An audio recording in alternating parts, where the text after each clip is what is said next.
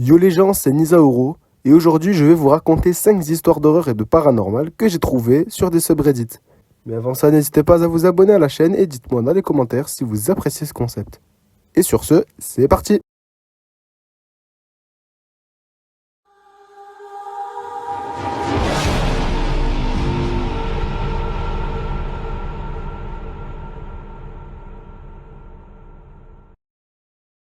Pour préserver l'anonymat de la personne, on l'appellera ici Jeanne. Jeanne est une jeune femme de 22 ans qui s'est toujours considérée comme très cartésienne et rationnelle. Depuis toujours, elle a cherché à expliquer les phénomènes par la science et n'a jamais cru au paranormal, aux vies antérieures ou à toute autre croyance de ce genre. Tout avait une explication logique jusqu'au jour où elle a vécu une expérience qu'elle est encore incapable d'expliquer et qui continue de la bouleverser. Depuis 3 ans, elle est en couple avec son compagnon. Il y a environ 2 ans, elle s'est rendue pour la première fois chez la cousine de celui-ci, que nous l'appellerons Amélie. Dès qu'elle a franchi le seuil de cette maison, elle a ressenti une étrange sensation. Bien qu'elle n'y soit jamais allée auparavant, l'endroit lui paraissait incroyablement familier. Elle avait l'impression d'être chez elle, comme si elle y était naturellement la bienvenue. Un profond sentiment de paix et de bienveillance l'envahissait. Au fil du temps, elle y retournait régulièrement dans cette maison et s'est liée d'amitié avec Amélie. Pourtant, ce sentiment ne l'a jamais quittée. Chaque visite lui procurait exactement la même impression de familiarité, une sensation qu'elle n'avait jamais éprouvée ailleurs. Plus tard, elle a appris que la mère d'Amélie est décédée dans cette maison, plus de 15 ans auparavant. Malgré cette information, elle n'y a vu aucun lien avec ce qu'elle ressentait. Fidèle à ses convictions, elle restait persuadée que lorsqu'une personne décède, il ne subsiste rien. Ni âme, ni esprit, ni fantôme, ni paradis, ni enfer. Selon elle, la mort marquait tout simplement la fin de toute existence. Puis, il y a environ 4 ou 5 mois, elle a fait un rêve qui allait tout remettre en question. Dans ce rêve, elle se trouvait dans cette même maison, mais telle qu'elle existait plus de 25 ou 30 ans auparavant, bien avant sa naissance. Tout lui semblait incroyablement réel. Derrière la maison se trouvait une longue extension aujourd'hui disparue, divisée en 3 parties. Dans la première, sombre et construite en bois, se trouvait un espace où l'on entreposait le bois de chauffage. On y entrait par une porte en bois située à gauche, toujours ouverte. Elle y voyait une petite cuisinette enjouée de couleur beige. La deuxième partie était plus petite, encombrée et difficile d'accès. 2 portes permettaient d'y circuler. Les poignées lui paraissaient inhabituelles, et plusieurs sacs de pommes de terre y étaient entreposés. La troisième partie communiquait directement avec la maison. À gauche se trouvait une vieille table en métal, ainsi qu'une chaise pliante en fer, dont l'assise était faite de plastique rouge bordeaux, noirci par le temps. À droite, divers objets métalliques étaient rangés. Cette pièce était légèrement plus lumineuse que la précédente, et on y accédait par la porte blanche, une plus épaisse que les autres, lesquelles étaient en bois brut. En entrant ensuite dans la maison, tout était différent de ce qu'elle connaissait aujourd'hui. Les murs étaient peints en beige, d'un beige très pâle, presque blanc. La cuisine possédait une séparation où se trouvait la cuisinière. Sur un meuble reposait un bol en porcelaine blanc, décoré de grappes de raisin bleu violacé. Dans son rêve, elle devait traverser cet endroit pour éplucher les pommes de terre. Elle ressentait une certaine urgence. Il fallait absolument se dépêcher. À l'extérieur, elle remarquait aussi de nombreuses plantes vertes autour de la maison ainsi que des brindilles au sol dans la première partie de l'extension. À son réveil, elle avait trouvé ça étrange, mais elle n'y avait pas accordé davantage d'importance. Quelques mois plus tard, en discutant avec Amélie au sujet des rêves, elle lui a raconté en détail de ce qu'elle a vu. À mesure que le récit avançait, Amélie est restée figée. Elle lui a affirmé que tout ce qu'elle venait de décrire avait réellement existé. Selon ses souvenirs d'enfance, la maison était exactement comme dans son rêve. Chaque détail était exact. La petite cuisinette beige appartenait effectivement à Amélie lorsqu'elle était enfant et se trouvait précisément à l'endroit décrit. La vieille chaise pliante en métal était bien celle de sa grand-mère. Les couleurs des murs, la séparation dans la cuisine, le bol en porcelaine décoré de raisin, l'organisation des pièces, tout correspondait parfaitement. Amélie lui a expliqué qu'à l'époque qu'elle décrivait, elle n'avait que 5 à 7 ans. La jeune femme, quant à elle, n'était même pas née. Son compagnon n'était pas encore né ou n'était qu'un bébé. Personne n'aurait pu lui raconter ces détails. Selon Amélie, il n'existait plus aucune photographie ni vidéo de cette époque. Et elle était convaincue qu'il lui était impossible d'avoir eu accès à ces informations. Encore plus troublant, Amélie lui a révélé que sa mère possédait effectivement un restaurant à cette période. Elle devait régulièrement éplucher de grandes quantités de pommes de terre et demandait souvent à des proches de venir l'aider en urgence afin de préparer le service. Ce détail correspondait exactement au rêve. Amélie a ensuite parlé à une cousine plus âgée, que nous appellerons Jade.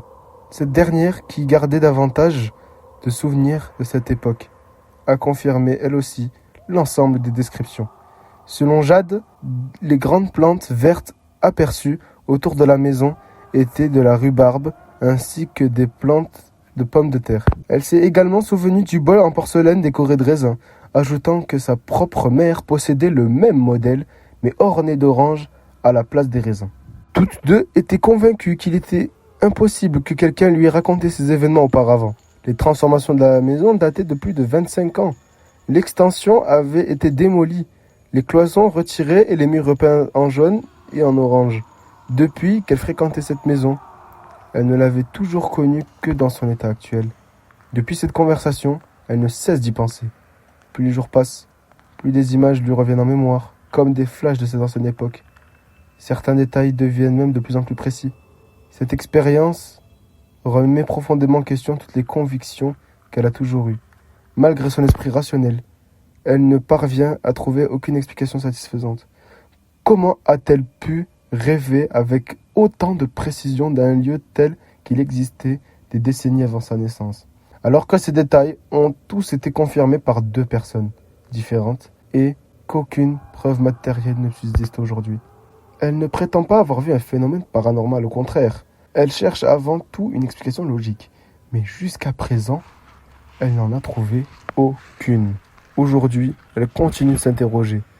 Était-ce une simple coïncidence? Extraordinairement improbable? Une mémoire inconsciente alimentée par des informations oubliées? Une construction exceptionnelle de son cerveau? Ou existe-t-il une information encore inconnue? C'est précisément pour cette raison qu'elle partage son histoire avec nous, dans l'espoir de trouver des réponses, des théories ou des pistes de réflexion qui pourraient l'aider à comprendre ce que Jade a vécu.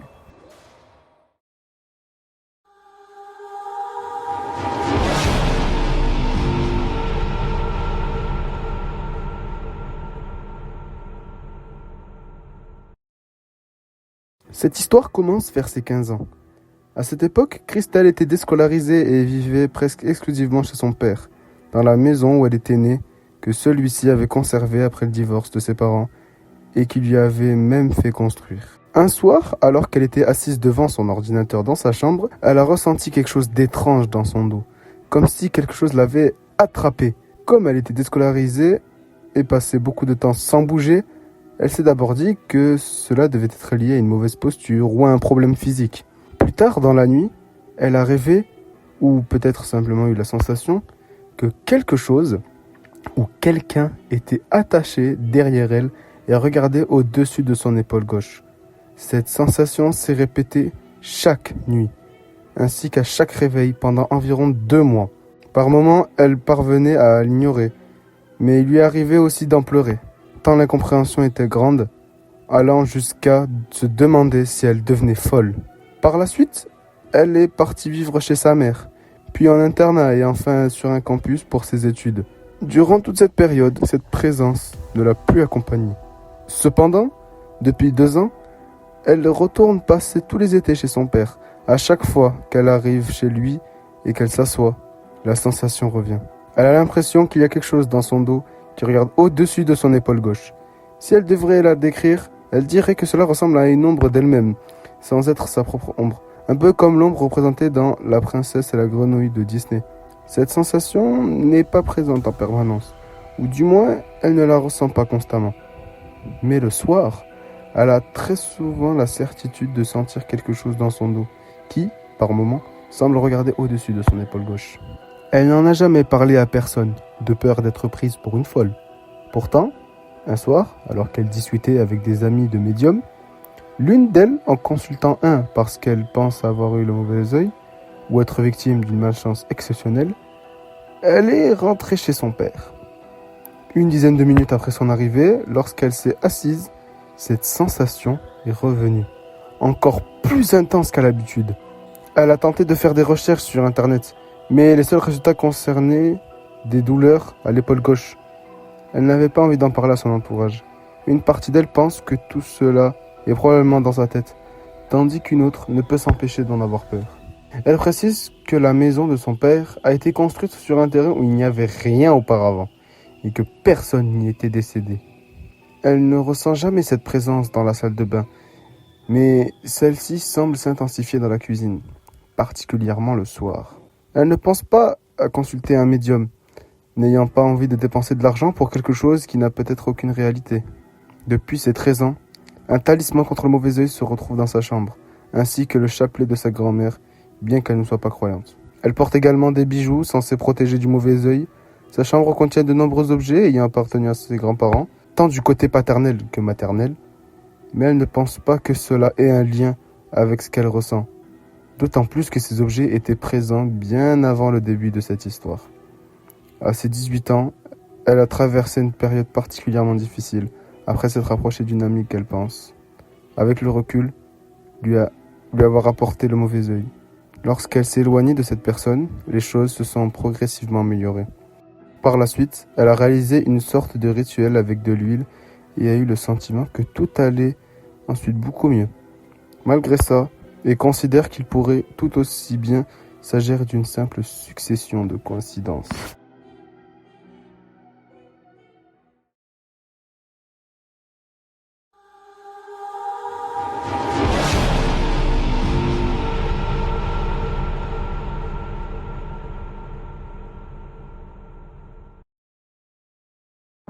Cette histoire s'est déroulée il y a maintenant 1 an. Aujourd'hui, Raphaël a 13 ans. Tout a commencé un soir où il rentrait au restaurant avec ses parents. Il était environ 23h30. Une fois monté dans sa chambre et après avoir tout préparé pour aller se coucher, il remarqua que celle-ci ne lui semblait plus comme avant. Il avait l'impression qu'une autre énergie y régnait, comme si quelque chose avait changé sans qu'il puisse réellement l'expliquer.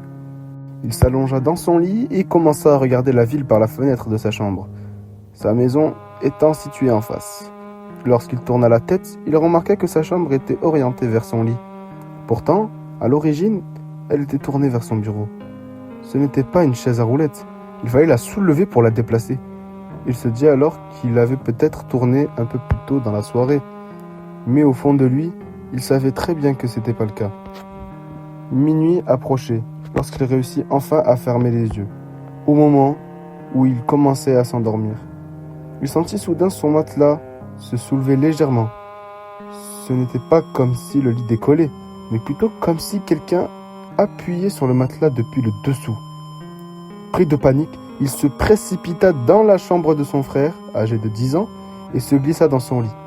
À cet instant, la lumière de sa propre chambre s'alluma brusquement. Il laissa échapper un petit cri aigu. Cela faisait longtemps qu'il n'avait pas ressenti une peur aussi intense. Il comprit immédiatement que quelque chose n'allait pas. Depuis la porte de la chambre de son frère, il essaya d'apercevoir quelqu'un dans sa chambre, mais il n'y avait absolument personne. Il finit par s'endormir vers 2h du matin. Le lendemain, il raconta toute l'histoire à son père, qui décida aussitôt d'appeler la police.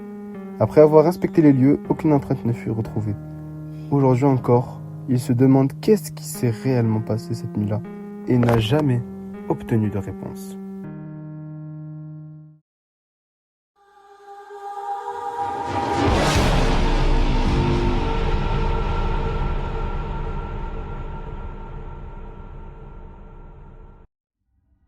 Gabriel, que ses amis appellent simplement Gab, a eu la chance de grandir avec son meilleur ami, Matt, qui habitait dans le même bloc d'appartements que lui. De ses 5 jusqu'à ses 20 ans, avant de quitter le domicile familial, ils passaient énormément de temps ensemble. Lorsqu'il avait entre 10 et 12 ans, Gab sortait souvent avec Matt pour aller dans les parcs du quartier, surtout en soirée. Ils avaient l'habitude de se retrouver dans le petit parc de leur complexe d'appartements, un endroit très coloré conçu principalement pour les jeunes enfants. Au départ, ils n'appréciaient pas vraiment ce nouveau parc, car il avait remplacé un ancien terrain de jeu plus grand et adapté à tous les âges, où ils aimaient passer leur temps. Malgré tout, ils continuaient d'y aller pour discuter et se détendre une fois la nuit tombée. Un soir, alors qu'ils parlaient tranquillement, Gab entendit un bruit provenant du complexe d'appartements situé de l'autre côté d'une clôture semblable à celle des cours d'école. De l'autre côté se trouvait un parc presque identique au leur. En regardant dans cette direction, lui et Matt aperçurent un petit garçon qui semblait se frapper la tête contre un sapin. Chaque fois qu'il parlait, l'enfant s'arrêtait, tournait lentement la tête dans leur direction, puis recommença à se cogner contre l'arbre. Curieux mais inquiets, les deux garçons tentèrent de se rapprocher afin de voir si l'enfant avait besoin d'aide. Pourtant, une fois près de l'endroit, il n'y avait personne. Le bruit, lui, continuait malgré tout. Déstabilisés, ils retournèrent vers leur propre parc, à bonne distance de la clôture. En levant les yeux, ils aperçurent de nouveau le petit garçon exactement au même endroit. La peur les envahit. Ils se cachèrent, ramassèrent quelques pierres pour se rassurer et, dans un mélange de panique et d'humour, firent même un signe de croix en priant pour que rien ne leur arrive. Lorsqu'ils osèrent regarder à nouveau, l'enfant était toujours là, immobile, au pied du sapin. Plus étrange encore, lorsque le vent faisait bouger les arbres alentour, le sapin, contre lequel le garçon semblait se cogner, restait parfaitement immobile. Avant de rentrer chez eux, Gab remarqua la silhouette d'un adulte, un peu plus loin dans le parc voisin. L'homme semblait observer l'enfant tout en essayant de rester caché dans le regard. Intrigués, Gab et Matt empruntèrent un passage menant au complexe d'appartements voisins afin de vérifier ce qu'ils avaient vu. En arrivant près du sapin, ils découvrirent une trace de sang sur le tronc. Pourtant, il n'y avait ni enfant ni adulte à proximité. Le plus troublant était que, de loin, ils distinguaient pourtant clairement la silhouette du petit garçon. Une fois sur place, celle-ci disparaissait complètement. Lorsqu'il raconta cette histoire, presque personne ne crut, à l'exception des personnes qui avaient vécu l'événement avec lui. Depuis cette nuit-là, ni Gab ni ses amis ne sont retournés dans un parc une fois la nuit tombée. Les jours suivants, il prit même plusieurs photos des lieux, cherchant une explication rationnelle ou un élément qui aurait pu provoquer une illusion. Malgré toutes ses recherches, il ne trouva jamais la moindre réponse.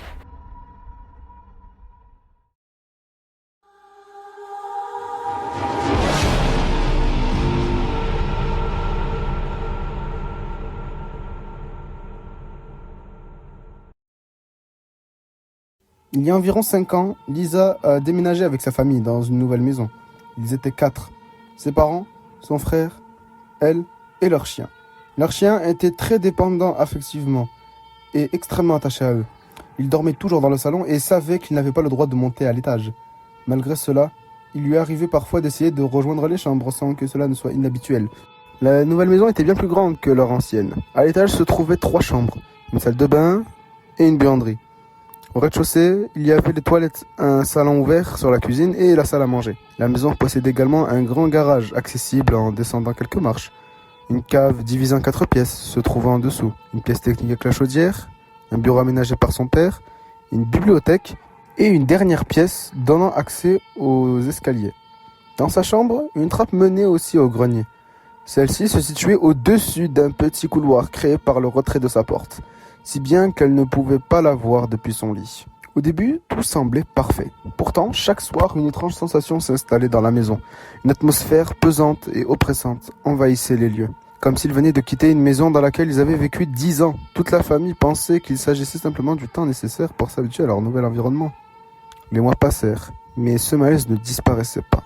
Lorsqu'elle se retrouvait seule le soir, elle était incapable de monter, se coucher, tant qu'elle se sentait mal à l'aise. Son chien semblait lui aussi perturbé. Il était constamment stressé, montait régulièrement à l'étage, faisait des bêtises en permanence et semblait agité. Ses parents décidèrent même de le faire dormir dans le garage afin qu'il cesse de monter pendant la nuit. Malgré cela, il passait ses nuits à pleurer. Un jour, elle parla de ce sentiment étrange à ses parents. À sa surprise, ils lui confièrent qu'ils ressentaient exactement la même chose. Le temps continuait de passer sans que cette sensation ne s'estompe. Puis, une nuit, elle se réveilla brusquement, sans raison apparente. En ouvrant les yeux, elle aperçut une silhouette sombre qui semblait l'observer depuis le couloir menant à sa chambre. L'ombre disparut presque aussitôt.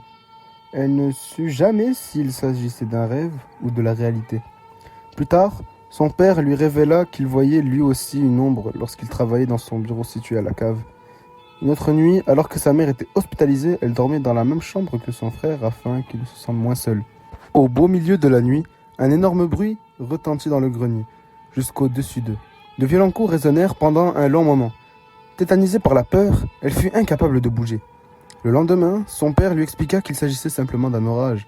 Pourtant, elle resta persuadée que ce bruit ne pouvait pas avoir cette origine. Après environ 1 an passé dans cette maison, la famille décida finalement de déménager. Ce n'est qu'après leur départ que son père lui apprit que le mari de l'ancienne propriétaire était décédé du Covid-19 à l'hôpital. Depuis, elle s'est forgée à sa propre théorie. Selon elle, l'esprit de cet homme serait peut-être resté attaché à la maison, sans comprendre pourquoi sa femme n'y vivait plus. Elle ne saura sans doute jamais si cette hypothèse est vraie, mais les événements qu'elle a vécus dans cette maison restent encore aujourd'hui sans explication.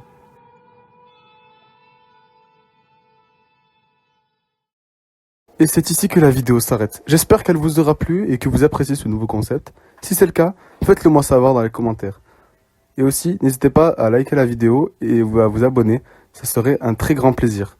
Et sur ce, je vous dis à la prochaine.